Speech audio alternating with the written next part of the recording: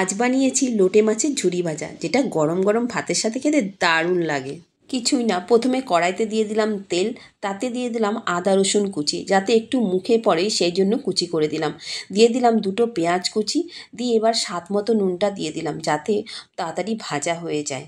একদম ভাজা হয়ে গেলে আদা রসুন কাঁচা লঙ্কার পেস্ট দিয়ে দিলাম 1 চামচ, দিয়ে আবারও কিছুক্ষণ নাড়িয়ে চাড়িয়ে একে একে দিয়ে দিলাম হলুদের গুঁড়ো, লঙ্কার গুঁড়ো, জিরের গুঁড়ো, সমস্ত মশলা দিয়ে সামান্য জল দিয়ে মশলাটা ভালো করে কষিয়ে নিলাম। এবার গোটা গোটা লোটে মাছগুলো ওই মশলা কষানোর ওপর দিয়ে দিলাম, দিয়ে কিছুক্ষণ ফুটিয়ে নিলাম এইভাবে।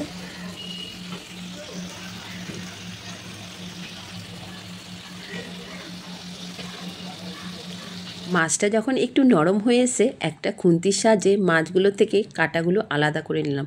এখানে 5টা মাছ দিয়েছিলাম, প্রত্যেকটা কাঁটা আমি আলাদা করে নিলাম। তারপরে মাছটা এইভাবে অনবরত নেড়েই যেতে হবে, নেড়ে যাতে কড়াইতে না লেগে যায়। এইভাবে নাড়তে নাড়তেই একসময় রেডি হয়ে যাবে লোটে মাছের ঝুলো ভাজা। তারপর একটা বাটিতে নিয়ে নিলাম, ব্যাস গরম ভাতে পরিবেশন করে দিলাম। ভিডিওটা ভালো লাগলে লাইক করে দিও।